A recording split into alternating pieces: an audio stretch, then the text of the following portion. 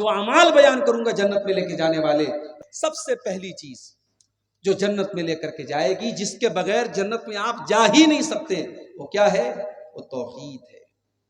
جب تک آپ توحید پر نہیں آ جائیں گے، ایک اللہ کی عبادت آپ نہیں کریں گے، ایک اللہ کے آگے آپ کا سر نہیں جھکے گا، اور ایک اللہ کی توحید کا اقرار آپ نہیں کریں گے، تب تک آپ جنت میں نہیں جا سکتے۔ اللہ کے نبی فرماتے ہیں من شہید اللہ الہ الا اللہ خالصا من قلبہ دخل الجنہ، جو دل کی گہرائی سے لا الہ الا اللہ کا اقرار کرے گا، جو دل سے لا الہ الا اللہ پڑھے گا، جو دل سے کلمہ توحید کا اقرار کرے گا، جو دل سے ہر طریقے کے شرک کو مٹا دے گا، دخل الجنہ، ایسا انسان جنت میں داخل ہوگا۔ مگر آپ کیا بولیں گے؟ ہمارے اور آپ کے بیچ میں ایسے لوگ بیٹھے ہیں جو نماز میں آتے تو کہتے ہیں ایاک نعبد و ایاک نستعین، اے اللہ ہم تیری ہی عبادت کرتے ہیں اور تجھ ہی سے مدد مانگتے ہیں، اور نماز کے باہر کشتی لڑنے جاتے ہیں پہلوان کے سامنے تو کہتے ہیں یا علی مشکل کشا، علی کو مشکل کشا بنا دیا۔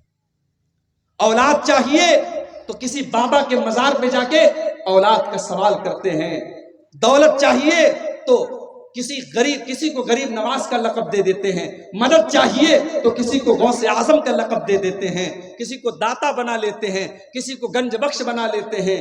جو مقام اللہ کا ہے، جو درجہ اللہ کا ہے، وہ غیر اللہ کو دے دیتے ہیں۔ اور اگر آپ کو یقین نہ آتا ہو، ہمارے یو پی میں بہت ساری مثالیں آپ کو مل جائیں گی۔ بریلی میں پاگل خانہ بھی مشہور ہے اور بریلی میں ایک درگاہ بھی ہے، آپ جائیں اور دیکھیں، اپنی نظروں سے اپنی آنکھوں سے دیکھیں کہ وہاں کیا ہو رہا ہے میرے بھائی۔ اجمیر چلے جائیں، آپ دلی میں نظام الدین کی درگاہ پہ چلے جائیں، کرے غیر گر بت کی پوجا تو کافر، کواکب میں مانے کرشمہ تو کافر، جھکے آگ پر پہرے سجدہ تو کافر، جو ٹھہرائے بیٹا خدا کا تو کافر، مگر مومنوں پر کشادہ ہے راہیں، پرستش کرے شوق سے جس کی چاہیں، نبی کو جو چاہیں خدا کر دکھائیں، اماموں کا رتبہ نبی سے بڑھائیں، مزاروں پہ جا جا کے نظریں چڑھائیں، شہیدوں سے جا جا کے مانگے دعائیں، نہ توحید میں کچھ فرق اس سے آوے، نہ اسلام بگڑے نہ ایمان جاوے۔ یہ مولانا حالی کا شعر ہے، انہوں نے آج سے 100 سال پہلے کہا تھا۔ 2023 آ گیا، ہم چاند پر پہنچ گئے، مگر مسلمانوں کی سوسائٹی اور سماج میں آج بھی یہ تمام چیزیں ہو رہی ہیں۔ میرے بھائیوں، جب ہم شرک کریں گے، جب اللہ کی توحید کے ساتھ غداری کریں گے، جب ہم غیر اللہ کے نام پہ بکرے ذبح کریں گے، غیر اللہ کے نام پہ مرغے ذبح کریں گے، جب اپنے بچوں کو لال کالے پیلے تعویذ پہنائیں گے، جب ہماری توحید گڑبڑ ہوگی تو اللہ کی مدد کہاں سے آئے گی؟ اللہ کے نبی کہہ رہے ہیں جو توحید پر رہے گا جنت اس کو ملے گی۔ اور ایک بات اور نوٹ کر لیجئے، صرف توحید پر رہنا کافی نہیں ہے، آخری دم تک توحید پر رہنا یہ ضروری ہے۔ ساری زندگی انسان توحید پر رہا، مرنے کے پہلے اس نے شرک کر لیا اور بغیر توبہ کی اس کا انتقال ہو گیا، اب اللہ تبارک و تعالیٰ کیا اس کی ساری زندگی بھر کی نیکیاں تو برباد ہو جائیں گی، اس لیے کہ اللہ قرآن میں کہتا ہے وَلَا تَمُوتُنَّ إِلَّا وَأَنْتُمْ مُسْلِمُونَ۔ اے مسلمانوں، کان کھول کر کے سن لو، تمہیں موت آئے تو ایمان کی حالت میں آئے، تمہیں موت آئے تو توحید کی حالت میں آئے، مرتے دم تک تمہیں توحید کی حفاظت کرنا ہے، ایمان پر خاتمہ ہونا ضروری ہے۔ اگر ایمان پر خاتمہ نہ ہوا، اگر شرک کے اوپر تمہارا خاتمہ ہوا تو تم برباد ہو جاؤ گے۔ آپ دیکھ لیں، ابو طالب کا نام سنا ہے آپ نے؟ بولو بھائی، سن رہے ہو یا سو گئے؟ ابو طالب کون تھے؟ نبی کے چچا تھے، نبی کو پالا تھا، نبی کا ڈیفنس کرتے تھے، نبی سے محبت کرتے تھے، سب تھا، ایمان نہیں لائے تھے۔ ابو طالب کا آخری ٹائم آیا، اللہ کے پیارے نبی اپنے چچا کے پاس جاتے ہیں، بخاری کے الفاظ ہیں اور کہتے ہیں یا عمی قل لا الہ الا اللہ، اے چچا جان آپ کلمہ پڑھ لیجئے، آپ لا الہ الا اللہ پڑھ لیجئے، اے چچا جان میں گارنٹی دے رہا ہوں اگر آپ یہ کلمہ پڑھ کر کے دنیا سے جائیں گے، اے چچا میں اللہ تعالیٰ کے یہاں اس کلمے کے ذریعے آپ کے لیے بحث کروں گا۔ میرے چچا نے کلمہ پڑھا تھا، اے اللہ تو میرے چچا کو جنت میں ڈال دے، اے چچا بس آپ کلمہ پڑھ دیجئے۔ اللہ کے نبی اپنے چچا کو کلمہ پڑھنے کے لیے پریشر ڈال رہے ہیں، آپ ان کے اوپر دباؤ ڈال رہے ہیں، اور وہیں پر ابو لہب بھی بیٹھا تھا، وہیں پر عبداللہ ابن امیہ بھی بیٹھا تھا، یہ دونوں گرو گھنٹال بھی بیٹھے تھے۔ ان دونوں نے کہا خبردار ابو طالب، اپنے باپ دادا کا طریقہ مت چھوڑنا، بڑا مشکل کام ہے۔ ابھی میرا پروگرام تھا، اسی بہار میں ایک جگہ پڑتی ہے جہان آباد، جہان آباد کے آگے گاؤں ہے، گاؤں کا نام ہے ڈبری، بڑا پچھڑا ہوا علاقہ ہے۔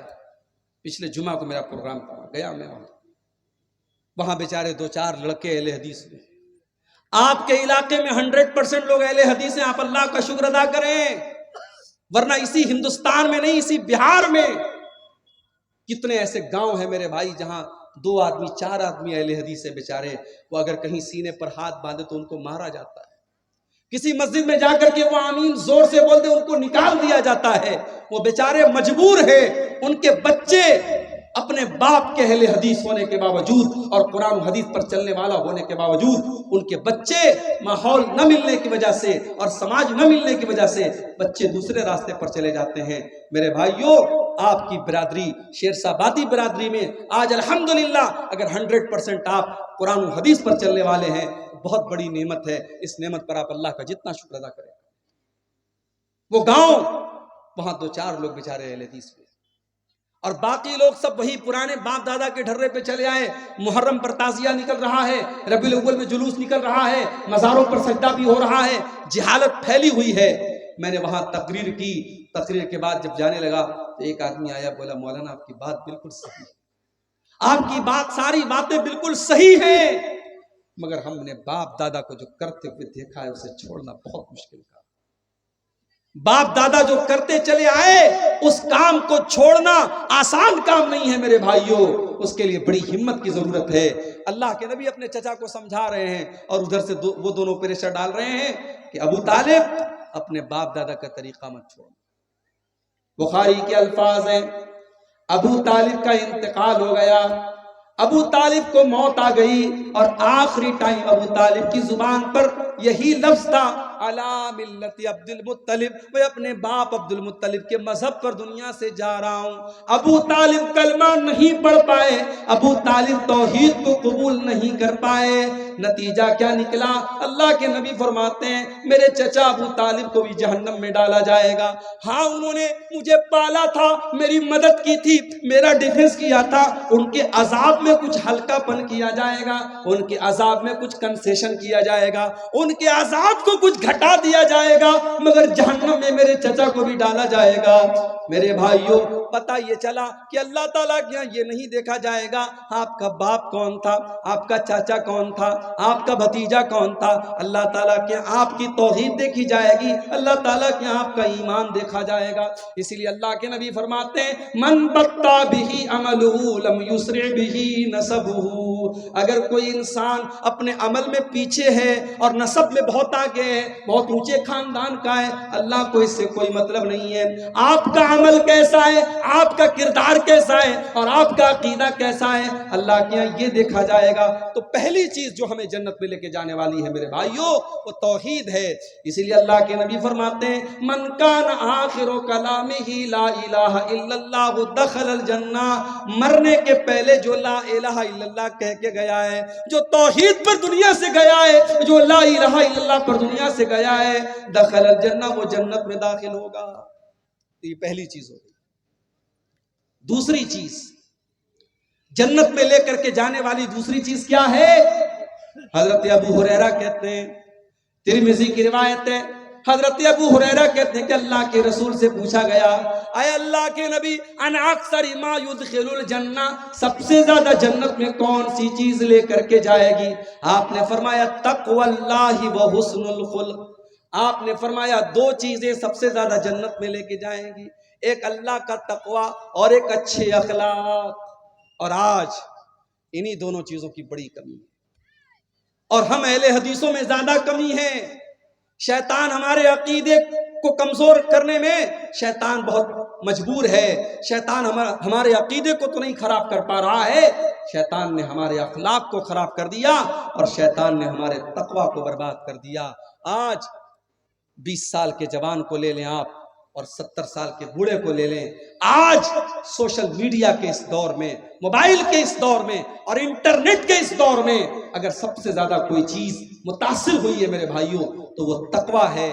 آج فیس بک پر آپ ماشاءاللہ دینداری کی باتیں کرتے ہیں، اچھی باتیں کرتے ہیں. آپ فیس بک پر آپ کوئی گندی باتیں نہیں شیئر کرتے ہیں، مگر آپ جب فیس بک چلانے لگتے ہیں، فیس بک پر وہ جو ویڈیوز آتے ہیں، چھوٹے چھوٹے ریلز جن کو کہا جاتا ہے، اب ریل آئی، اب آپ دیکھنے لگے، اس میں گانا بجانا بھی آنے لگا، اس میں سیریل بھی آنے لگا، اس میں بےہودہ باتیں بھی آنے لگی. عالم بھی دیکھ رہا ہے، جاہل بھی دیکھ رہا ہے، 20 سال کا نوجوان بھی دیکھ رہا ہے، 70 سال کا بوڑھا بھی دیکھ رہا ہے. میرے بھائیوں، آج اگر سب سے زیادہ کسی چیز کی کمی ہے تو اللہ کے تقویٰ کی کمی ہے اور اللہ کے ڈر کی کمی ہے. آج اللہ کے نبی کی یہ حدیث ہمیں بتا رہی ہے، یہ 2 چیزیں اپنے اندر ہم پیدا کر لیں، بہترین اخلاق اپنے اندر پیدا کر لیں اور تقویٰ پیدا کر لیں. اخلاق کا معاملہ بھی ہمارا بہت کمزور ہے. ہمیں سے بہت سارے لوگ ماشاءاللہ نمازی ہیں، چہرے پر داڑھی ہے، بہت دنیا کے اعتبار سے پرہیزگار ہیں، مگر جب بولتے ہیں، جب بات کرتے ہیں تو ایسا لگتا ہے جیسے پتھر مار رہے ہیں. نہ بات کرنے کی تمیز ہے، نہ بولنے کی تمیز ہے، نہ ان کی بیوی کے ساتھ ان کا کردار اچھا ہے، نہ ماں کے ساتھ سلوک اچھا ہے، نہ باپ کے ساتھ سلوک اچھا ہے.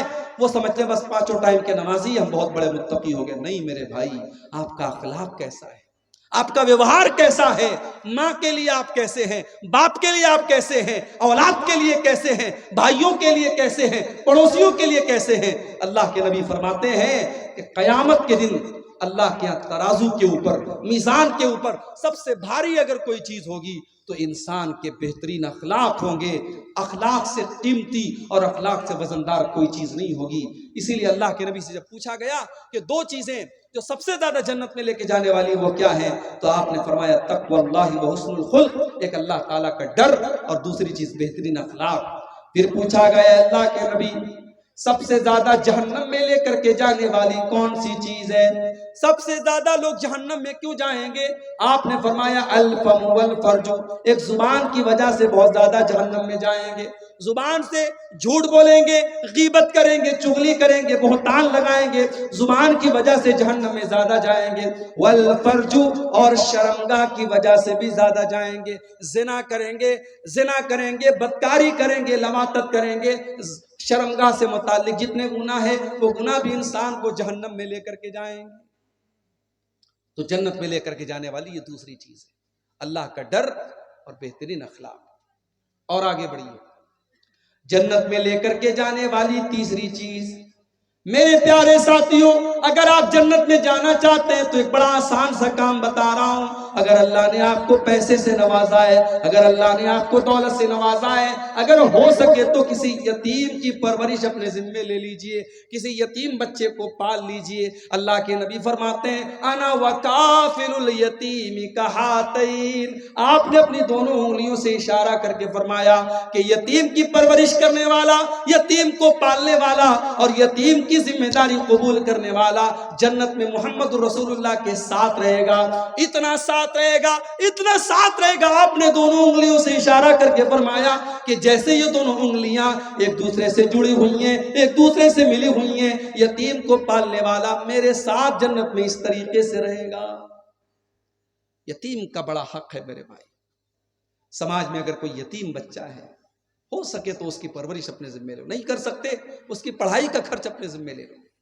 کتنے بچے ہیں بیچارے یتیم ہیں، پڑھنے میں بڑے ٹیلنٹڈ ہیں، مدرسے کی فیس نہیں دے پا رہے ہیں، اور قوم کے پاس بہت پیسہ ہے، اپنے فالتو کاموں کے لیے، اپنے حرام کاموں کے لیے بہت پیسہ ہے.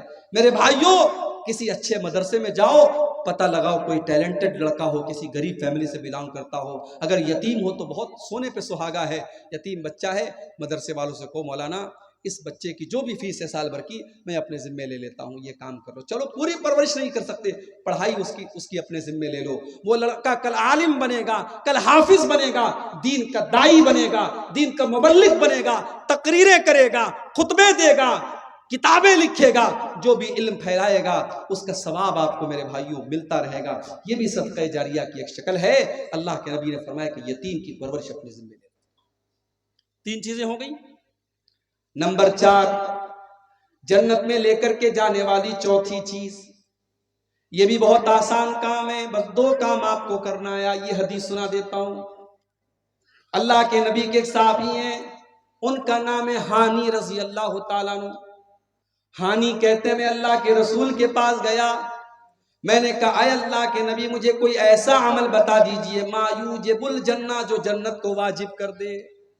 کوئی ایسا کام بتا دیجئے کہ اگر میں وہ کام کروں تو جنت میرے لیے واجب ہو جائے، میں ہر حال میں جنت میں چلا جاؤں. اللہ کے نبی نے فرمایا علیک بحسن الکلام وبذل الطعام. اے میرے صحابی تو 2 کام کر لے تو جنت میں چلا جائے گا.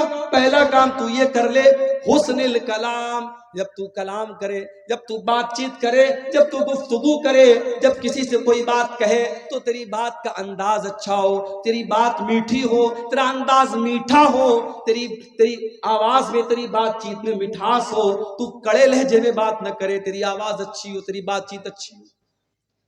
آواز کا مطلب یہ نہیں کہ انسان اپنی آواز بدل دے، جو نیچرل آواز ہے وہ آواز میں بات کرے، لیکن بات اس کی صحیح ہو، میٹھی بات ہو، اچھے انداز میں لوگوں سے بات کرے، بدتمیزی سے بات نہ کرے. اور دوسری چیز کیا ہے؟ وَبَذْلِ الطَّعَامِ، لوگوں کو کھانا کھلاؤ. اب لوگوں کو کھانا کھلاؤ میں غریب بھی آ گئے، رشتہ دار بھی آ گئے، مہمان بھی آ گئے. آج تو حالات یہ ہو گئے میرے بھائی، گھر میں مہمان آتا ہے، شوہر بیچارہ گھر میں آ کے بیوی سے صرف اتنا کہتا دو لوگ آئے ہیں، تھوڑا کھانا زیادہ بنا دو. بیوی کی پیشانی پر بل پڑ جاتا ہے. تم نے مجھ سے پوچھا تھا تم لے کے کیوں چلے آئے؟ بیوی کو 4 روٹی زیادہ بنانی پڑ گئی، کچھ چاول زیادہ بنانے پڑ گئے، کچھ دال زیادہ بنانی پڑ گئی، کچھ گوشت میں اس کو مسالہ زیادہ ڈالنا پڑ گیا. بیوی تیش میں آ گئی، تم نے بغیر مجھ سے پوچھے مہمان کو کیوں بلایا؟ اور ایک نبی کا دور ہے میرے بھائیوں، اللہ کے نبی کے پاس ایک صحابی آتے ہیں، اے اللہ کے نبی بڑا بھوکا ہوں، کھانا کھلا دیجئے. آپ نے اپنے گھر میں پوچھوایا، آپ کی تمام بیویوں نے کہا ہمارے پاس تو اپنے کھانے کے لیے ہم مہمان کو کہاں سے کھلائیں. آپ نے صحابہ سے فرمایا کہ اے میرے صحابہ، کون میرے مہمان کو آج رات کھانا کھلائے گا؟ حضرت ابو طلحہ رضی اللہ تعالیٰ عنہ کھڑے ہوئے، اے اللہ کے نبی میں آپ کے مہمان کو کھانا کھلاؤں گا. ابھی بیوی سے پوچھا بھی نہیں ہے، ابھی پتہ بھی نہیں لگایا گھر میں آٹا بچا ہے کہ نہیں بچا ہے، چاول بچا ہے کہ نہیں بچا ہے، گوشت کی بوٹی بچی ہے کہ نہیں بچی ہے، کچھ نہیں پوچھا. اللہ کے نبی سے وعدہ کر لیا، اے اللہ کے نبی آپ کا مہمان میرا مہمان ہے، میں آپ کے مہمان کو کھانا کھلاؤں گا. مہمان کا ہاتھ پکڑا، گھر گئے، دروازہ کھٹکھٹایا، بیوی نے دروازہ کھولا، کہا ہے میری بیوی مہمان کو لے کے آیا ہوں، جلدی سے کھانا نکال دے. بیوی نے کہا اندر آئیے. بیوی کنارے لے کے گئی، بولی ہے میرے سرتاج آج تو اتنا کھانا ہے کہ اگر بچے کھائیں گے تو ہم نہیں کھا سکتے، ہم کھائیں گے تو بچے نہیں کھا سکتے، وہ کھانا تو ہمارے برابر کا بھی کھانا نہیں ہے. آپ تو مہمان کو لے کے چلے آئے، اب بتائیے کیا کریں؟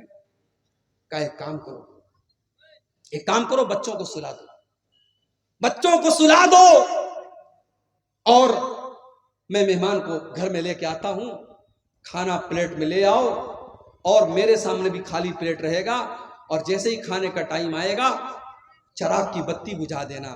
مہمان کو ایسا لگے گا میں بھی کھانا کھا رہا ہوں، مہمان کا پیٹ بھر جائے، ہم دونوں میاں بیوی بعد میں کبھی کھا لیں گے، بھوکے رہ لیں گے، کوئی مسئلہ نہیں. میری پیاری ماؤں بہنوں، آج چراغ لے کے ڈھونڈو، ایسی بیویاں نہیں ملیں گی، ایسی عورتیں نہیں ملیں گی. حضرت ابو طلحہ مہمان کو گھر میں لے کر کے آئے، مہمان کے سامنے کھانا رکھ دیا، اپنے سامنے خالی پلیٹ رکھ دیا اور چراغ کی بتی کو کھانے کے ٹائم بجھا دیا اور جھوٹ موٹ اپنا منہ چلانے لگے. مہمان سمجھا کہ یہ لوگ بھی کھانا کھا رہے ہیں، مہمان نے پیٹ بھر کے کھانا کھا لیا. صبح ہوئی، ابو طلحہ اللہ کے نبی کے پاس آتے ہیں. اللہ کے نبی کہتے ہیں اے ابو طلحہ، تم نے اور تمہاری بیوی نے جو کام کیا ہے مجھے اللہ تعالیٰ نے وہ کام بتا دیا ہے، اور اللہ تعالیٰ تم دونوں میاں بیوی کے اس عمل سے بہت خوش ہوا ہے. وہ لوگوں، صحابہ کے دور میں اتنی دولت تو نہیں تھی، اتنے بڑے بڑے مکانات تو نہیں تھے، ان کے پاس بڑی بڑی گاڑیاں تو نہیں تھی، مگر صحابہ کے دل بہت بڑے تھے.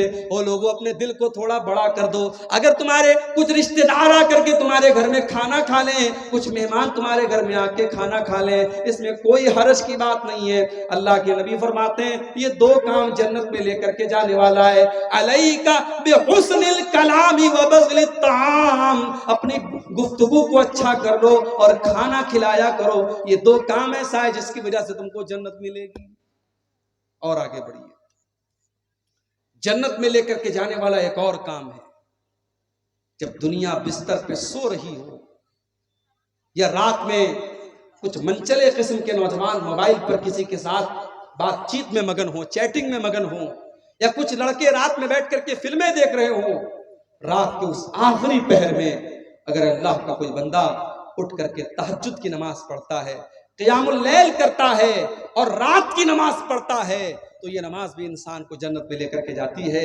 اللہ نے ایسے لوگوں کا تذکرہ کرتے ہوئے سورہ سجدہ کے اندر فرمایا تتجافا جنوبهم عن المضاجع يدعون ربهم خوفا وطمعا، میرے نیک بندے تو وہ ہیں، میرے متقی بندے تو وہ ہیں، میرے ڈرنے والے اللہ سے ڈرنے والے بندے تو وہ ہیں جب رات میں دنیا والے آرام سے بستروں پر سوتے رہتے ہیں، وہ بستروں سے الگ ہو کر اللہ کی بارگاہ میں کھڑے ہو کر کے لیٹ کر کے اللہ کی بارگاہ میں سجدے کر کر کے اللہ کو یاد کیا کرتے ہیں۔ وَمِمَّا رَزَقْنَاهُمْ يُنْفِقُونَ، اور ہم نے جو روزی دی اس میں سے وہ خرچ بھی کرتے ہیں۔ تہجد کی نماز یہ بھی انسان کو جنت میں لے کر کے جاتی ہے میرے بھائی۔ اسی لیے اللہ کے رسول جب مدینہ پہنچے، آپ نے مدینہ پہنچنے کے بعد سب سے پہلا پیغام جو لوگوں کو دیا تھا وہ کیا دیا تھا؟ ایھا الناس افشوا السلام واطعموا الطعام وصلوا الارحام وصلوا باللیل والناس نیام تدخلوا الجنۃ بسلام۔ او لوگو، 4 کام کر لو تم جنت میں چلے جاؤ گے۔ افشوا السلام، سلام کو پھیلاؤ، سلام کو بڑھاؤ، سلام کو پھیلاؤ، زیادہ سے زیادہ ایک دوسرے کو سلام کیا کرو، سلام پھیلاؤ۔ اور دوسرا کام وَاطِعِمُوا الطَّعَامَ، کھانا کھلایا کرو، مہمان کو، غریبوں کو، رشتہ داروں کو خوب کھانا کھلایا کرو۔ وَصِلُوا الْأَرْحَامَ، اور رشتوں کو جوڑا کرو۔ وَصَلُّوا بِاللَّيْلِ وَالنَّاسُ نِيَامٌ، اور جب راتوں میں لوگ بستر پہ سو رہے ہوں اس ٹائم تہجد کی نماز پڑھا کرو، اس ٹائم قیام اللیل کیا کرو۔ وہ لوگوں، اتنا کام اگر تم کر لو گے تدخلوا الجنۃ بسلام، تو بڑے آرام سے جنت میں چلے جاؤ گے۔ جنت میں لے کر کے جانے والا ایک اور کام ہے۔ 5 ٹائم کی نماز فرض ہے، 5 ٹائم کی پڑھنا ہے، مگر 2 نمازیں اس میں خاص طور سے ایسی ہیں جو عام طور سے ہماری اور آپ کی چھوٹ جاتی ہے۔ ایک ہے فجر کی نماز جو رات میں ہم سوتے ہیں تو چھوٹ جاتی ہے، اور دوسری عصر کی نماز دوپہر میں آرام کرتے تو چھوٹ جاتی ہے۔ ان 2 نمازوں کو جو پابندی سے پڑھے گا، من صلی البردین دخل الجنہ، اللہ کے نبی فرماتے ہیں 2 ایسی نمازیں ہیں جو ٹھنڈے ٹائم میں پڑھی جاتی ہیں، ایک فجر کی نماز، ایک عصر کی نماز۔ یہ 2 ٹھنڈی نمازوں کو جو پابندی سے پڑھے گا، اس کا مطلب یہ نہیں کہ باقی 3 کو چھوڑ دے گا، چونکہ یہ دونوں نمازیں زیادہ اہم ہیں اور زیادہ عام طور سے ان دونوں نمازوں میں غفلت ہوتی ہے، اس لیے اللہ کے نبی فرماتے ہیں ان 2 نمازوں کو جو پابندی سے پڑھے گا وہ جنت میں جائے گا۔ ابھی 2 دن پہلے میں سفر میں تھا، موبائل میرا ڈسچارج ہو گیا، اور آپ لوگ تو سمجھتے ہیں کہ مولانا صاحب تو فلائٹ سے آتے ہوں گے، فلائٹ سے جاتے ہوں گے، اے سی سے آتے ہوں گے، اے سی سے جاتے ہوں گے۔ کبھی کبھی مولانا صاحب لوگوں کو بھی کیسا کیسا سفر کرنا پڑتا ہے ہم آپ کو بتا نہیں سکتے۔ 2 دن پہلے میں کلکتہ سے بردمان سے گھر جا رہا تھا، بنارس جا رہا تھا، اور اتفاق دیکھیے ٹرین کا ٹکٹ میں نے بنایا تھا، اے سی کا ٹکٹ بنایا تھا، لیکن چونکہ ابھی ہمارے غیر مسلم بھائیوں کے تہوار کا سیزن چل رہا ہے، ٹرینوں میں بہت رش چل رہا ہے، ٹکٹ میرا کنفرم نہیں ہوا، ٹکٹ کنفرم نہیں ہوا۔ اب صاحب سسٹم آپ جانتے ہیں، اگر آن لائن ٹکٹ بنایا ہے آپ نے اور ٹکٹ کنفرم نہیں ہوا تو اس کا مطلب کہ آپ کا وہ ٹکٹ کینسل ہو جائے گا اور اب آپ وداؤٹ ٹکٹ ہو گئے۔ اب مجھے جانا بھی ضروری تھا، میرا بہت ضروری کام تھا بنارس میں نے سوچا چلو بھائی ٹی ٹی سے بات کرتا ہوں۔ میں نے جنرل ٹکٹ خریدا، ٹی ٹی سے ملا، میں نے کہا ٹی ٹی صاحب مجھے بنارس مغل سرائے تک جانا ہے، کوئی سیٹ آپ مجھے اے سی 3rd کلاس میں، اے سی 2nd میں، اے سی 1st کلاس میں، جتنا بھی پیسہ لگے میں دینے کے لیے تیار ہوں۔ ٹی ٹی نے کہا بھائی صاحب کہیں کوئی جگہ نہیں، پوری ٹرین فل ہے، میں آپ کو کہیں کوئی سیٹ نہیں دے سکتا۔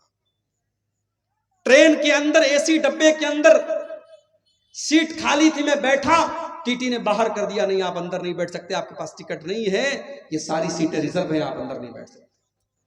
ٹرین کے باہر جو دروازے کے پاس جہاں بیسن لگا ہوتا ہے اور جہاں لیٹرین کے دروازے ہوتے ہیں، پوری رات میں نے وہیں پر بیٹھ کر کے پوری رات گزاری ہے، اور موبائل میں میری اتفاق سے چارجنگ بھی نہیں تھی، موبائل بھی ڈسچارج تھا، میں کسی سے کوئی بات بھی نہیں کر سکتا تھا۔ تو وہ رات میرے لیے بڑی بھاری گزری۔ ایک تو تکلیف جو ہوئی رات بھر وہاں دروازے کے پاس جو بیٹھنا پڑا، وہیں لیٹنا پڑا، وہ تو جو تکلیف ہوئی۔ موبائل آج ہماری ضرورت بنا ہے۔ اگر موبائل سوئچ آف ہے، موبائل بند ہے، تو انسان ایسا لگتا ہے کہ صاحب اس دنیا میں بالکل یتیم ہو گیا ہے۔ اتنا تعلق ہو گیا ہمارا موبائل سے، اتنا جڑاؤ، اتنا کنیکشن ہو گیا ہمارا موبائل سے۔ میرے پیارے نوجوان ساتھیوں، آج 1 گھنٹہ بھی اگر آپ کا موبائل ڈسچارج ہو جائے تو آپ بے چین ہو جاتے ہیں۔ نہ جانے کس کی کال آئی ہوگی، نہ جانے کس کا میسج آیا ہوگا، اور 1 گھنٹہ بھی آپ موبائل کے بغیر نہیں رہ سکتے ہیں۔ لیکن 24 گھنٹے میں 5 مرتبہ جو اللہ تعالیٰ کے ساتھ آپ کا کمیونیکیشن ہوتا ہے، جو اللہ تعالیٰ کے ساتھ آپ کی بات چیت ہوتی ہے، جو آپ اللہ تعالیٰ کی بارگاہ میں کھڑے ہو کر کے اللہ سے بات چیت کرتے ہیں، ہماری 5 ٹائم کی نمازیں چھوٹ جاتی ہیں اور ہمیں کوئی فرق نہیں پڑتا ہے۔ ہمارے کانوں پر کوئی جو نہیں رینگتی ہے، ہمارے اوپر کوئی فرق نہیں پڑتا ہے۔ میرے پیارے ساتھیوں، اللہ کے نبی فرماتے ہیں جس کی اثر کی نماز چھوٹ جائے فَكَأَنَّمَا وُتِرَ أَهْلُهُ وَمَالُهُ، وہ اتنے بڑے نقصان میں پڑ گیا، سمجھو اس کے اہل و عیال خطرے میں چلے گئے، اس کا مال خطرے میں چلا گیا، سمجھو اس کا بہت بڑا نقصان ہو گیا جس کی اثر کی نماز چلی گئی۔ اتنی اہمیت ہے اثر کی نماز کی۔ میرے پیارے ساتھیوں، نماز کی پابندی کرو، اور خاص طور سے فجر اور عصر کی نماز کی پابندی کرو۔ یہ 2 نمازیں ہمیں جنت میں لے کر کے جائیں گے۔ اور آگے بڑھیے، جنت میں لے کر کے جانے والا ایک اور کام، بہت آسان کام، بہت سمپل کام، کچھ نہیں کرنا ہے آپ کو۔ ہر فرض نماز کے بعد آیت الکرسی کو پابندی سے پڑھا کیجئے۔ اللہ کے نبی فرماتے ہیں من قرأ آیت الکرسی دبر کل صلاۃ، ہر فرض نماز کے بعد جو پابندی سے آیت الکرسی پڑھتا ہے لا یمنعہ من دخول الجنت الا ان یموت، اس کو جنت میں جانے سے کوئی چیز روک نہیں سکتی ہے۔ جیسے ہی اس کی موت ہو جائے گی، جب تک وہ زندہ ہے تب تک وہ جنت میں نہیں جا سکتا ہے، مرنے کے بعد اس کی جنت پکی ہے۔ جو ہر فرض نماز کے بعد پابندی سے آیت الکرسی پڑھتا ہے، آیت الکرسی چھوٹے چھوٹے بچوں کو بھی یاد ہوتی ہے، آپ یاد کر لیں میرے بھائی، اور کوشش کریں ہر فرض نماز کے بعد آیت الکرسی کو ضرور پڑھیں۔ اور صرف فرض نماز کے بعد نہیں، رات میں بستر پہ سونے جب جائیں تب بھی آیت الکرسی پڑھ کے سویا کریں۔ اللہ کے پیارے نبی فرماتے ہیں جو انسان رات میں سونے کے ٹائم آیت الکرسی پڑھ کے سوتا ہے، رات بھر اللہ کی طرف سے ایک فرشتہ اس کی حفاظت کرتا ہے اور کوئی شیطان اس کے قریب نہیں آ سکتا۔ اس لیے آیت الکرسی کو اپنی زندگی کا ایک پارٹ بنا لے، ایک حصہ بنا لے، اور ہر فرض نماز کے بعد بھی آیت الکرسی پڑھا کریں، اور رات کو بھی آیت الکرسی پڑھا کریں۔ اور آگے بڑھیے، جنت میں لے کر کے جانے والی ایک اور چیز، اگر آپ جنت میں جانا چاہتے ہیں اور کسی سے آپ کا جھگڑا چل رہا ہے، آپ کا کیس چل رہا ہے، اور آپ کو پتا ہے کہ آپ صحیح ہے، سامنے والا غلط ہے، لیکن اگر آپ کو جنت میں جانا ہے تو چھوٹی سی قربانی آپ کو دینی پڑے گی۔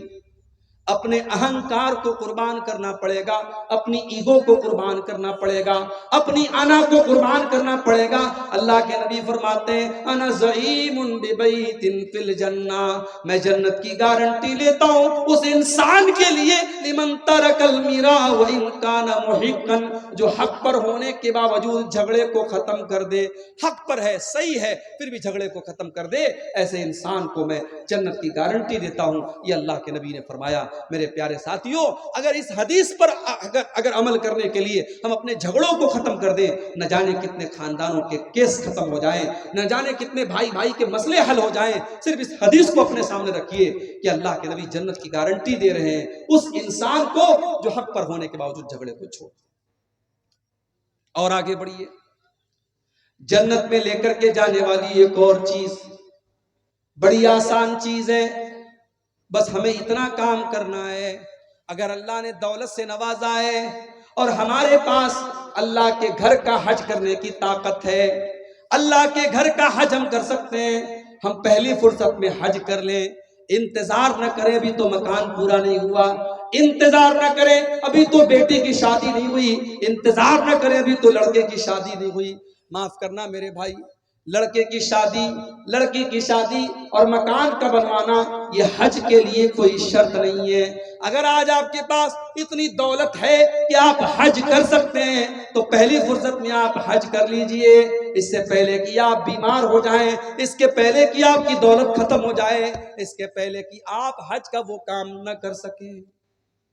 بہت ساری مثالیں ہیں۔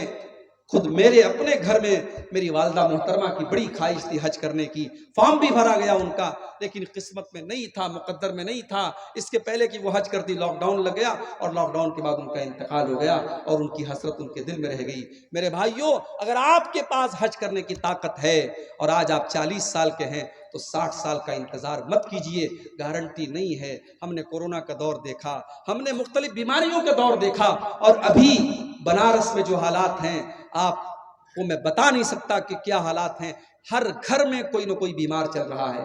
اس وقت بھی ایک بیماری پھیلی ہوئی ہے پورے بنارس میں، اس کو بولتے ہیں چکن گنیا، یعنی وہ ایسا بخار ہوتا ہے کہ بدن کے جوڑ جوڑ میں درد ہوتا ہے۔ اس وقت بنارس کے ہر گھر میں 2-4 لوگ اس بخار میں مبتلا ہیں، اور ابھی میرے جاننے والوں میں، میرے رشتہ داروں میں 10 لوگ ایسے ہیں جو کینسر کی بیماری میں، جو بڑی خطرناک بیماری ہے کینسر کی بیماری، اس بیماری میں مبتلا ہے، اور اس میں 2-3 لوگوں کا انتقال بھی ہو گیا ہے۔ میرے بھائیوں، ہم نہیں جانتے کب کون سی بیماری ہمارے پیچھے لگ جائے گی، کب کون سی وبا ہمارے اوپر آ جائے گی۔ اس لیے اگر حج کرنے کی طاقت ہے تو حج پہلی فرصت میں کر لو، اس حج کا بدلہ بھی جنت ہے۔ اللہ کے نبی فرماتے ہیں الحج المبرور لیس له جزاء الا الجنہ۔ اگر کوئی انسان حج مبرور کرتا ہے، اگر نبی کے طریقے کے مطابق حج کرتا ہے، اس کا بدلہ جنت کے سوا کوئی اور نہیں ہے۔ اور ایک دوسری حدیث میں اللہ کے نبی فرماتے ہیں من حج فلم یرفث ولم یفسق، جو حج کر کے آتا ہے اور حج کے دوران کوئی غلط کام نہیں کرتا ہے، کوئی گناہ کا کام نہیں کرتا ہے، رجع کیوم ولدت امہ، تو حج کر کے وہ ایسے لوٹتا ہے جیسے آج ہی اس کی ماں نے اس کو جنم دیا ہو، بالکل گناہوں سے پاک صاف ہو کر کے لوٹتا ہے۔ حج کر دیجیے آپ۔ اسی طریقے سے میری پیاری ماں اور بہنوں، اگر آپ جنت میں جانا چاہتی ہیں، بہت ہی سمپل طریقہ بتا رہا ہوں۔ ایک عورت اگر جنت میں جانا چاہتی ہے، بہت ہی سمپل طریقہ بتا رہا ہوں، صرف 4 کام ایک عورت کر لے جنت میں چلی جائے گی۔ اللہ کے نبی فرماتے ہیں اذا صلت المرأۃ خمسها وصامت شهرها واطاعت زوجها واحسنت فرجها، جو عورت 5 ٹائم کی نماز کی پابندی کرتی ہے، رمضان کا روزہ رکھتی ہے، اپنے شوہر کی خدمت اور اطاعت کرتی ہے، اور اپنی شرمگاہ کی حفاظت کرتی ہے، دخلت من ابواب الجنت شاءت، ایسی عورت جنت کے جس دروازے سے چاہے وہ جنت میں جا سکتی ہے۔ 4 کام صرف ایک عورت کر لے، جنت کی گارنٹی اللہ کے نبی دے رہے ہیں، جنت کے جس دروازے سے وہ چاہے جنت میں جا سکتے۔ اسی طریقے سے میرے پیارے ساتھیوں، اگر آپ جنت میں جانا چاہتے ہیں، کبھی رات میں بیٹھ کر کے، کبھی تنہائی میں بیٹھ کر کے، جب کوئی دیکھنے والا نہ ہو، کوئی کیمرہ نہ لگا ہو، کوئی آڈیو ریکارڈنگ نہ کر رہا ہو، کوئی ویڈیو نہ بنا رہا ہو، رات کا اندھیرا ہو، آپ ہیں اور آپ کا کمرہ ہے اور آپ کے گناہوں کی سیاہی ہے، اللہ کی بارگاہ میں اپنے ہاتھ پھیلائیے اور اپنے گناہوں کو یاد کر کے اللہ سے معافی مانگیے۔ وہ جو قطرے آپ کی آنکھوں سے نکلیں گے میرے پیارے ساتھیوں، اللہ کے نبی فرماتے ہیں عینان لا تمسہم النار، 2 آنکھیں ایسی ہیں جو کبھی جہنم میں نہیں جائیں گی،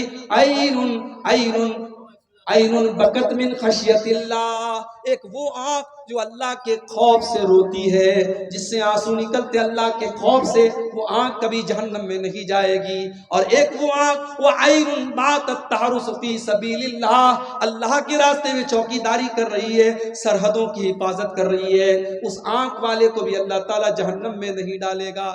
2 آنکھوں کو اللہ تعالیٰ جہنم میں نہیں ڈالے گا۔ اگر ہم اور آپ جنت میں جانا چاہتے ہیں، اپنی آنکھوں کو کبھی اللہ کے خوف سے اپنی آنکھوں میں ہم آنسو بھی لے آئیں میرے بھائیوں، وہ آنسو جو اللہ کے لیے بہیں گے، وہ آنسو بھی ہمیں جنت میں لے کر کے انشاءاللہ جائیں گے۔ اور اسی طریقے سے اگر آپ جنت میں جانا چاہتے ہیں تو میرے پیارے ساتھیوں، شریعت نے ایک کام اور بتایا ہے کہ ہمیشہ سچائی کا ساتھ دو، ہمیشہ سچائی کا ساتھ دو، سچ بولو اور سچ لوگوں کا ساتھ دو۔ اللہ کے نبی فرماتے ہیں علیکم بالصدق فإن الصدق یہدی الی الجنہ، اے میری امت کے لوگوں ہمیشہ سچائی کا ساتھ دو کیونکہ سچائی جنت کی طرف لے کر کے جاتی ہے۔ وإیاکم والکذب، اور جھوٹ سے ہمیشہ بچو، فإن الکذب یہدی الی النار، کیونکہ جھوٹ آپ کو جہنم کی طرف لے کر کے جاتا ہے۔ سچائی کا ساتھ دیجئے اور سچوں کے ساتھ رہیے، انشاءاللہ یہ راستہ بھی آپ کو جنت کی طرف لے کے جائے گا۔ اسی طریقے سے میرے پیارے ساتھیوں، جنت میں لے کر کے جانے والا ایک اور عمل ہمیں قرآن و سنت کے اندر بتایا گیا۔ وہ عمل یہ ہے کہ ہم اللہ کے نبی کی اطاعت کریں، اللہ کے نبی کی پیروی کریں، اللہ کے نبی کے راستے پر چلیں، آپ کی اطاعت کرنے والا بھی جنت میں جائے گا۔ اللہ کے نبی فرماتے ہیں کل امتی یدخلون الجنت الا من ابا، میری امت کے سارے لوگ جنت میں جائیں گے مگر وہ لوگ جنت میں نہیں جائیں گے جن کو جنت میں جانا منظور نہیں ہے، جو جنت میں جانے سے انکار کر دیں گے۔ صحابہ نے کہا اللہ کے نبی وہ کون سے بد نصیب لوگ ہوں گے جو جنت میں جانے سے انکار کر دیں گے؟ آپ نے فرمایا من اطاعنی دخل الجنہ، جو میری اطاعت کرے گا وہ جنت میں جائے گا، ومن عصانی فقد ابا، اور جو میری نافرمانی کرے گا وہ جہنم میں جائے گا۔ جو میری نافرمانی کرے گا سمجھو وہ جنت میں جانے سے انکار کر رہا ہے۔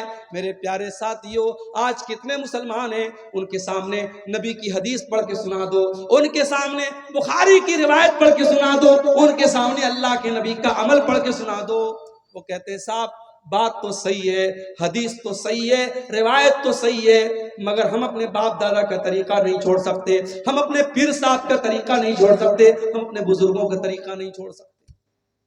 ابھی آپ کے بہار میں ایک اسٹیشن ہے بارسوئی، بارسوئی سے مجھے جمعہ پڑھانا تھا پاکڑ میں، اور اتفاق سے کوئی ٹرین نہیں تھی تو بارسوئی سے 4 ویلر بک کر کے میں پاکڑ گیا تھا۔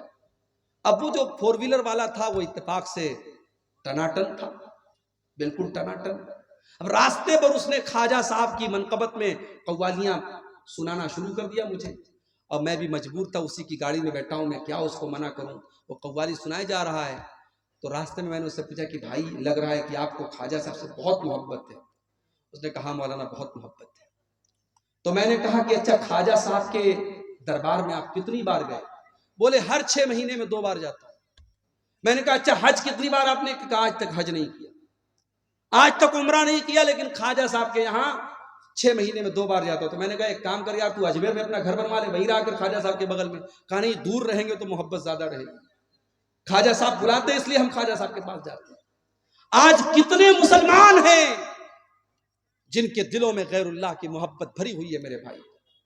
جب اس کا نام غلام مصطفیٰ تھا، بارسوئی کا رہنے والا وہ انسان، وہ ڈرائیور کہہ لیجئے، اس گاڑی کا مالک بھی وہی تھا۔ جب میں نے اس کو تھوڑی دیر سمجھایا تو اس نے کہا مولانا آپ اپنا نمبر دے دیجئے، ہم جلسہ کرائے گا تو آپ کو بلائے گا۔ ہم کہا آپ ہم کو کبھی نہیں بلائے گا، آپ جب ہم کو بلائیں گے تو آپ کے علاقے کے لوگ تیار ہی نہیں ہوں گے جب ان کو پتہ لگے گا کہ یہ تو سلفی مولوی ہے۔ کہا بات تو آپ صحیح بولتے ہیں، ہمارے گاؤں والے تو سب ٹناٹن لوگ ہیں، سب سنی لوگ ہیں، وہ تو نہیں بلائیں گے۔ کہا مولانا آپ کی بات تو صحیح ہے مگر ہمارے باپ دادا کا جو طریقہ تھا ہم وہ طریقہ نہیں چھوڑ سکتے، یہ باپ دادا کا طریقہ ہم نہیں چھوڑ سکتے۔ میں نبی کی حدیثیں سنا رہا ہوں لیکن وہ کہہ رہا ہے کہ میں باپ دادا کا طریقہ نہیں چھوڑ سکتا۔ میرے بھائیوں، ایک مومن کا شیوا کیا ہونا چاہیے؟ اللہ تعالیٰ قرآن میں کہتا ہے انما کان قول المؤمنین اذا دعوا الی اللہ ورسولہ اذا دعوا الی اللہ ورسولہ لیحکم بینہم ان یقولوا سمعنا واطعنا۔ ایک مومن کی شان تو یہ ہے، ایک مومن کا حال تو یہ ہونا چاہیے، جب اس کو اللہ کی طرف بلایا جائے، جب اس کو رسول کی طرف بلایا جائے تو ایک مومن کی زبان سے بس ایک ہی جملہ نکلنا چاہیے، سمعنا واطعنا، ہم نے سن لیا اور مان لیا۔ ایک مومن کی زبان سے کچھ اور نہیں نکلنا چاہیے۔ آج ہمارا ایمان کمزور ہو چکا ہے، نبی کی حدیثوں کے سننے کے بعد ہم اس کی تعویلیں کرتے ہیں اور باپ دادا کا نام لے کر کے ہم اس کو ٹھکرا دیتے ہیں۔ اللہ کے نبی فرماتے ہیں جس نے میری اطاعت کی وہ جنت میں جائے گا اور جس نے میری نافرمانی کی وہ جہنم میں جائے گا۔ اور ایک آخری حدیث سنا کر کے، کیونکہ 3:15 کے قریب ہو رہا ہے، ایک آخری حدیث سناتا ہوں، جنت میں لے کر کے جانے والا ایک آخری عمل بیان کر کے میں بات ختم کروں گا۔ میرے بھائیوں، اگر ہم اور آپ جنت میں جانا چاہتے ہیں، ایک بڑا سمپل طریقہ بتا رہا ہوں آپ کو، اللہ کے رسول کے ایک صحابی کا واقعہ سنا کر کے۔ اللہ کے نبی ایک مرتبہ مسجد میں بیٹھے ہوئے تھے، صحابہ آپ کے ساتھ تھے. اچانک آپ نے دروازے کی طرف اشارہ کر کے کہا یدخل علیکم من ھذا الباب رجل من اہل الجنہ، ابھی اس دروازے سے ایک ایسا انسان آنے والا ہے جو جنتی ہے، جو جنت میں جائے گا. اب صحابہ کی نظریں دروازے پر ٹک گئی، دیکھے کون آ رہا ہے جس کو اللہ کے نبی جنتی کہہ رہے ہیں. تھوڑی دیر کے بعد ایک انصاری صحابی جو مدینہ کے رہنے والے انصاری تھے، وہ اپنے ہاتھوں میں اپنا چپل اور جوتا لیے ہوئے تھے، وضو کر کے آ رہے تھے، داڑھی سے وضو کا پانی ٹپک رہا تھا. اسی حالت میں وہ آئے اور آ کر کے مسجد میں داخل ہوئے. دوسرا دن پھر آیا، پھر اللہ کے نبی نے کہا اس دروازے سے ایک جنتی آنے والا ہے. پھر صحابہ نے اپنی نظریں دروازے کی طرف ٹکا دی. پھر وہی صحابی اسی حالت میں وضو کر کے آ رہے ہیں، داڑھی سے وضو کا پانی ٹپک رہا ہے، ہاتھوں میں جوتا چپل لیے ہوئے ہیں. 3 دن تک لگاتار ایسا ہوتا ہے. جب 3 دن تک لگاتار ایسا ہوتا ہے تو تیسرے دن ایک صحابی جن کا نام عبداللہ بن عمرو بن عاص تھا، انہوں نے کہا کہ میں نے دل میں سوچ لیا کہ اب میں پتہ لگا کے رہوں گا کہ یہ صحابی، یہ انصاری صحابی ایسا کون سا عمل کرتے ہیں کہ اللہ کے نبی 3 دن تک لگاتار ان کو جنتی کہہ رہے ہیں. حضرت عبداللہ کہتے ہیں میں پیچھے پیچھے انصاری کے گھر گیا. جب انصاری صحابی اپنے گھر کے دروازے میں داخل ہونے لگے، میں نے کہا السلام علیکم. کہا بھائی صاحب وعلیکم السلام، کیا بات ہے؟ کہا میرے باپ سے جھگڑا ہو گیا ہے، میرے باپ سے کچھ اختلاف ہو گیا ہے اور میں نے قسم کھا لی ہے کہ میں 3 دن تک اپنے باپ کے گھر میں نہیں جاؤں گا. اے میرے بھائی، میں 3 دن تک آپ کے گھر میں مہمان بن کر کے رہنا چاہتا ہوں، کہ آپ تیار ہیں؟ انصاری صحابی نے کہا کوئی بات نہیں، آپ 3 دن تک میرے گھر میں رہ سکتے ہیں. دیکھیں پھر وہی بات آئی. صحابہ کا دل بہت بڑا تھا. صحابی نے ایک بار بھی اپنی بیوی سے مشورہ نہیں کیا، اپنے گھر پتہ لگانے نہیں گئے کھانا ہے کہ نہیں، پانی ہے کہ نہیں. کہا ٹھیک ہے، آپ 3 دن تک میرے گھر میں مہمان بن کے رہ سکتے ہیں. اب حضرت عبداللہ بن عمرو کہتے ہیں میرا مقصد یہ تھا کہ میں دیکھوں کہ وہ انصاری صحابی ایسا کون سا عمل کرتے ہیں کہ اللہ کے نبی ان کو 3 دن تک لگاتار جنتی کہہ رہے ہیں. حضرت عبداللہ کہتے ہیں میں 3 دن تک انصاری صحابی کے مکان میں رہا. ان کی ایک ایک حرکت پر میں نے نظر رکھی.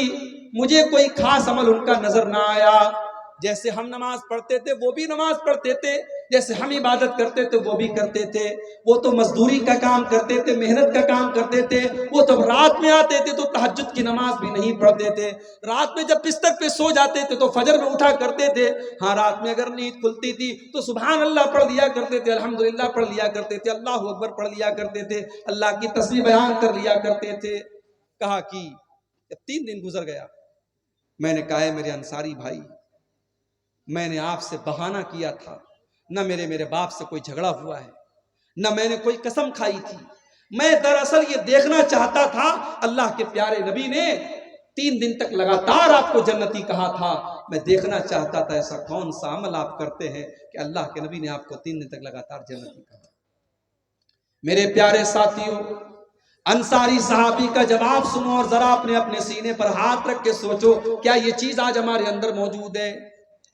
انصاری صحابی نے کہا اے میرے پیارے بھائی، میں کوئی خاص عمل نہیں کرتا، کوئی ایسا عمل نہیں کرتا جو تم نے نہ دیکھا ہو، لیکن ہاں ایک چیز میرے اندر ہے، ہو سکتا ہے کہ اسی کی وجہ سے اللہ تعالیٰ نے مجھے یہ مقام دیا ہو. لا اجد فی قلبی غشا لأحد من المسلمین، میں اپنے دل میں کسی مسلمان بھائی کے لیے دھوکہ نہیں رکھتا، میں اپنے دل میں کسی مسلمان بھائی کے لیے دھوکہ دھڑی نہیں رکھتا، میں کسی کو دھوکہ نہیں دیتا. ولا احسد احدا علی نعمت انعمها اللہ ہوئی، اور میں کسی کو اللہ تعالیٰ کوئی نعمت دیتا ہے تو میں حسد نہیں کرتا، میں جلن نہیں کرتا. میرے دل میں نہ حسد ہے، نہ کینہ ہے، نہ کپٹ ہے. ہو سکتا ہے اسی کی وجہ سے یہ مقام ملا ہو. حضرت عبداللہ نے کہا اسی کی وجہ سے تم کو یہ مقام ملا ہے. میرے پیارے ساتھیوں، جنت میں جانا ہے، اپنے دل کو کینوں سے پاک کرو، اپنے دل کو کپٹ سے پاک کرو، اپنے دل کو حسد سے پاک کرو. آج بھائی بھائی سے حسد کر رہا ہے، پڑوسی سے حسد کر رہا ہے، رشتہ دار سے حسد کر رہا ہے. کسی نے دولت زیادہ کما لی، اس کی دولت دیکھ کر کے حسد. کسی نے زیادہ نام کما لیا، اس کا نام دیکھ دیکھ کر کے حسد، کسی نے اچھا مکان بنا لیا اس کا مکان دیکھ کر کے حسد۔ میرے بھائی حسد مت کرو، اللہ تیرے مقدر میں جو ہے وہ تجھے مل کر کے رہے گا، اس کے مقدر میں جو ہے وہ اسے مل کر کے رہے گا۔ آپ کے حسد کرنے سے آپ کا نقصان ہے، اس کا کوئی نقصان نہیں ہے۔ میرے پیارے ساتھیوں، یہ چیز بھی اگر اپنے اندر ہم پیدا کر لیں، اپنے دل کو پاک اور صاف کر لیں، تو انشاءاللہ جنت میں لے کر کے جانے والی یہ چیز بھی ہے۔ میرے عزیز بھائیوں، میرے بزرگوں، آج ضرورت اس بات کی ہے، جنت میں لے کر کے جانے والے مختلف اعمال میں نے آپ کے سامنے بیان کیے۔ یہ اعمال صرف بیان کرنے کے لیے اور صرف مزہ لینے کے لیے نہیں ہے، یہ چیزیں اپنے اندر ہم پیدا کریں۔ میں نے توحید بیان کی، ہم اپنی توحید کی حفاظت کریں۔ میں نے اپنی شرمگاہ کی حفاظت کی بات کہی، ہم اپنی شرمگاہ کی حفاظت کریں۔ میں نے زبان کی حفاظت کی بات کہی، ہم زبان کی حفاظت کریں۔ میں نے تقویٰ کی بات کہی، ہم تقویٰ اپنے اندر پیدا کریں۔ میں نے مہمانوں کو اور غریبوں کو کھانا کھلانے کی بات کہی، وہ جذبہ ہم اپنے اندر پیدا کریں۔ یہ جتنی باتیں بیان ہوئی ہیں ان پر عمل کرنے کی ضرورت ہے۔ میرے پیارے ساتھیوں، اللہ قرآن میں کہتا ہے وَمَنْ أَرَادَ الْآخِرَةَ وَسَعَى لَهَا سَعْيَهَا وَهُوَ مُؤْمِنٌ، کہ جو آخرت میں اپنا گھر بنانا چاہتا ہے اسے کوشش کرنی پڑے گی، اسے عمل کرنا پڑے گا۔ صرف آرزو کر لینے سے اور تمنا کر لینے سے اور چاہنے سے آپ کو جنت نہیں ملے گی۔ یہی چند باتیں تھی، آئیے ہم اللہ سے دعا کریں۔ رب العالمین، ہم نے جو باتیں بیان کی ہیں اور آج اس جلسے میں آپ مغرب بعد اور عشاء بعد سے پروگرام چل رہا تھا، جو باتیں آپ نے علماء کی زبان سے سنی ہیں، رب العالمین ہمیں ان سب پر عمل کرنے کی توفیق عطا فرمائے۔ رب